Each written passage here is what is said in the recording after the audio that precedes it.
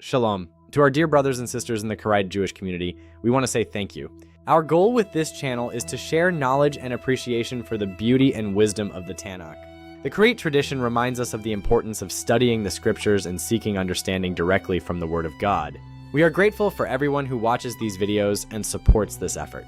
Thank you for being part of this journey with us. Shalom. Exegetical and minimalism in Karaite theory holds, do not extend meaning beyond what the text justifies. In contrast, hermeneutic amplification, seen in midrashic layers, enriches verses with associative readings. Minimalism prefers restraint. Amplification welcomes layered associations. Each nudge from text to context to tradition risks extending beyond what the verse warrants. The Karaite question is precise. How far can meaning be justifiably extended? And when does inference slip into unwarranted speculation? Philosophically, it is minimalism versus maximalism in interpretation. The hinge is the limit of textual inference.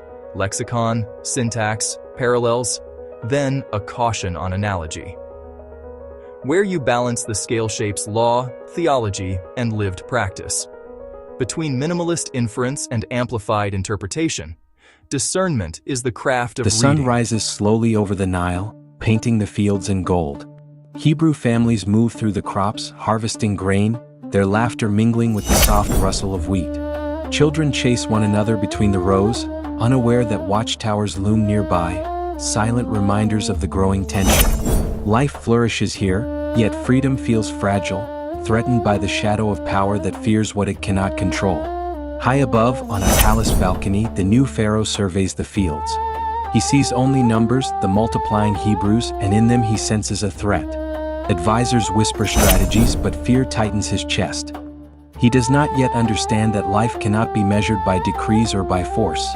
It endures in ways even kings cannot crush. In dimly lit chambers, Egyptian officials plan with papyrus scrolls and flickering torches.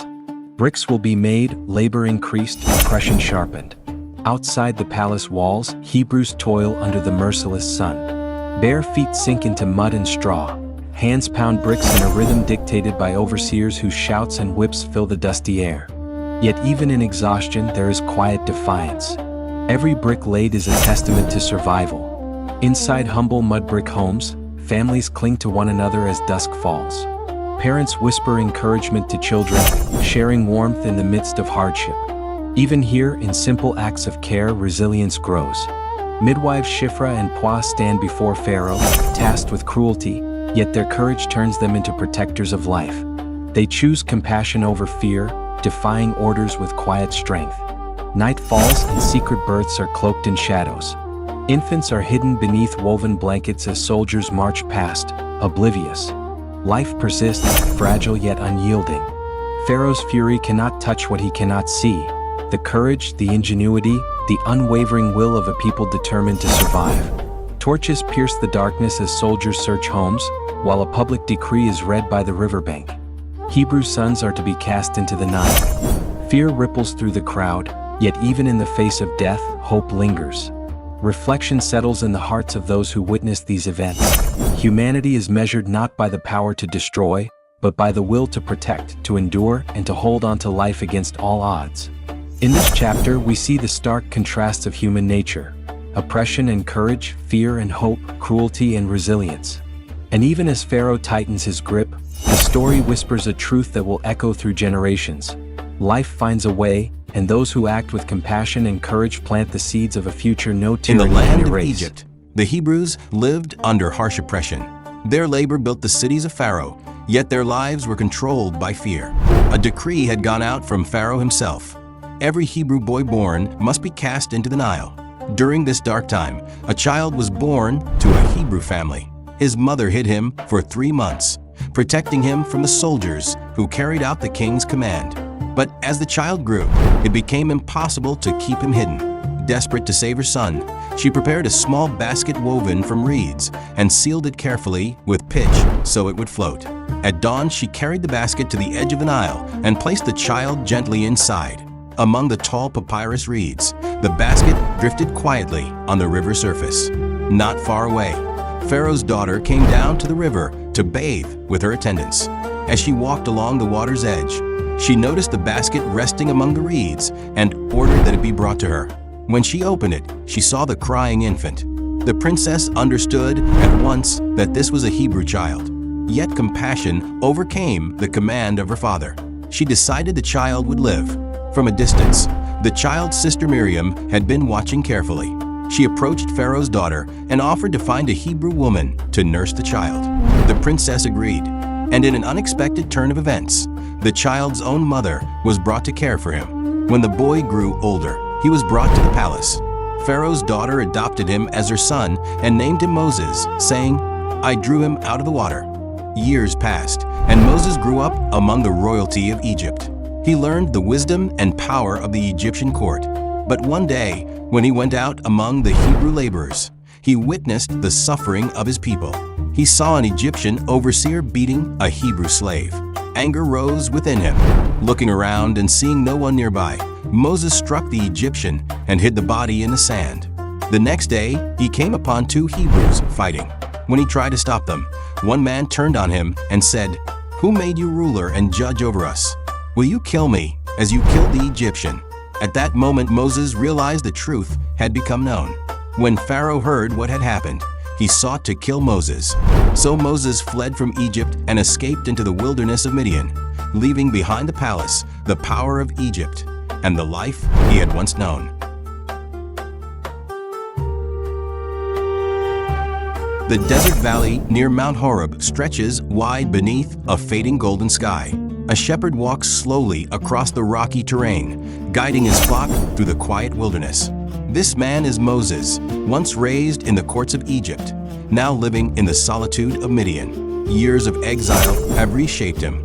The desert has stripped away pride and power, leaving behind patience, humility, and reflection. As the sun lowers behind the distant hills, something unusual catches his eye. In the distance, a small thorn bush burns with brilliant flame. The fire glows vividly against the dim desert landscape, yet the branches do not blacken, and the leaves do not wither. The bush burns, but it is not consumed. Moses stops. Curiosity pulls him closer. Step by step, he approaches the strange sight, staff in hand, the desert wind stirring dust at his feet. The flickering light of the flame dances across his face as wonder replaces caution. Then suddenly, a voice calls from within the fire, "Moses, Moses." The sound halts him instantly. It is not loud, yet it carries an authority that fills the desert itself. "Here I am," Moses answers. The voice replies, calm yet commanding, "Do not come any closer. Remove your sandals, for the place where you stand is holy ground." Slowly, Moses kneels in the sand. He loosens the straps of the sandals, realizing that this ordinary patch of desert has become sacred space. Overcome with awe, he covers his face with his cloak, afraid to look directly upon the presence before him. Then the voice speaks again, "I am the God of your father, the God of Abraham, the God of Isaac, and the God of Jacob." Moses trembles as he listens. The suffering of Israel has been seen. Their cries under slavery have been heard. Their oppression has not been forgotten. And now, the answer to those cries is beginning. "Moses, I am sending you to Pharaoh. You will bring my people out of Egypt." The shepherd lowers his gaze, doubt rising in his heart. "Who am I?" he asks quietly. "That I should go to Pharaoh?" But the answer comes not as a lesson in strength, but as a promise. "I will be with you." The flame glows brighter, steady, and alive. Then Moses asks another question. When the people ask who sent him, what name should he give? The voice responds with words that echo through time itself. "I am who I am." The eternal name of the God who sees, who remembers, and who delivers. Slowly, Moses straightens, courage beginning to replace fear. Then he bows before the burning bush, surrendering himself to the mission ahead. And beneath the darkening desert sky, the sacred flame continues to burn, unchanging, eternal, and full of promise. The desert sun hangs low over rocky sands as Moses tosses his shepherd's staff onto the ground. To his astonishment, the wood twists and writhes, transforming into a living serpent. Dust swirls in the wind as the creature slithers toward him, and he recoils, shock and fear written across his face. This is no ordinary staff, it is a sign of power beyond human comprehension. Step by careful step, Moses reaches toward the serpent, hand trembling. As his fingers curl around its tail, the creature stiffens and returns to its wooden form. In his hand now rests an instrument of divine authority, ordinary yet extraordinary, and awe fills him as the desert whispers its silent witness. He hides his hand within his cloak and reveals it to himself. The skin is pale, diseased, marked with leprosy. Alarm strikes him, a reminder of human frailty, of fear and doubt that cling even to the chosen. He returns the hand to the cloak, and when he reveals it again, it is restored, whole and perfect. Divine power does not destroy, it transforms. Courage begins to take root within him. Moses speaks, his voice trembling, confessing his weakness, his fear of speaking before Pharaoh. Self-doubt shadows every word. Yet a gentle reassurance comes. His brother Aaron will be his spokesman. Light glows softly across the desert, golden and warm, drifting through the air like quiet sparks of divine presence. Moses begins to understand that obedience is strengthened not by power alone, but by guidance and partnership. Evening falls over the Midianite camp. Moses speaks with his father-in-law beside a small fire. Sheep rest nearby, the desert calm and wide around them. Here, human counsel and love become part of the divine plan, shaping courage as much as miracles. At sunrise, Moses rides across rolling desert hills with Zipporah and their children, the caravan stretching behind them in gold and ochre. The journey back to Egypt is more than physical, it is a crossing from fear to responsibility, from exile to destiny. Night brings another divine encounter. Firelight flickers across the camp, shadows dancing, and Moses senses the immense presence of God, reminding him that this mission is not his alone. Urgency rises as Zipporah acts to perform the circumcision that saves Moses, her courage shining in the firelight. Divine plans often work through human hands, through those who act decisively in love. Finally, in the wilderness, Moses meets Aaron. They embrace under the setting sun, robes moving with the wind, mountains stretching into distance. Together, they stand ready. Unity, guidance, and divine purpose converge. The mission that began in fear and uncertainty now steps forward in courage. The journey to Egypt stretches across sunlit desert sands. Moses and Aaron walk steadily toward the distant Nile, leaving the quiet of the wilderness behind. Ahead rises the grandeur of Egypt, towering temples, bustling cities, and the imposing palace of Pharaoh. The contrast is stark. Freedom meets power.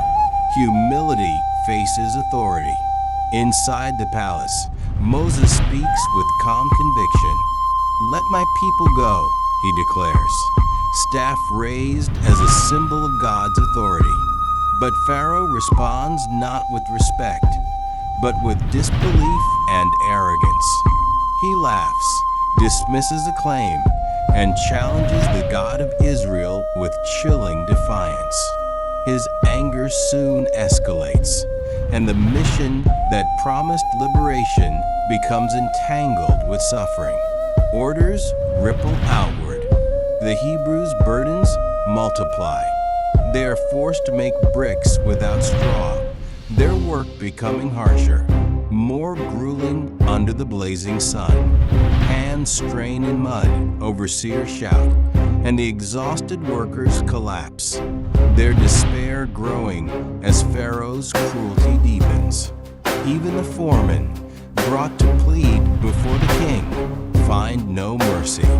Their frustration turns to anger, directed at Moses and Aaron, who now bear the weight of hope and disappointment alike. In the fading light of day, Moses stands alone, staff planted firmly in the sand. Around him, the people's anger, fear, and doubt are palpable. Yet even in silence, he searches for guidance, grappling with the enormity of the task and the enormity of God's plan. Night falls. Beneath the vast canopy of stars, Moses kneels in the quiet desert, whispering a prayer to the unseen God. Though the path ahead is steep, uncertain, and fraught with pain, he reaches for courage. Even in oppression, even in fear, divine presence remains subtle, steadfast, and full of promise. The struggle has only begun, but so too has the story of deliverance. Moses' mission will demand patience, faith, and strength far beyond his own. But with God, even the impossible will begin to unfold.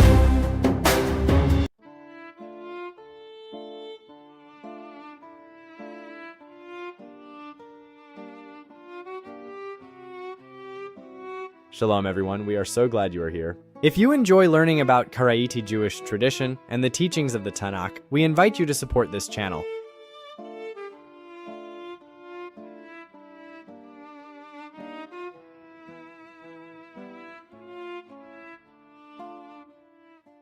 By liking the video, sharing it with others, and subscribing, you help us reach more people who want to learn and grow. Your support allows us to continue creating content that celebrates the heritage and wisdom of the Karaite community. Thank you for helping us continue this mission.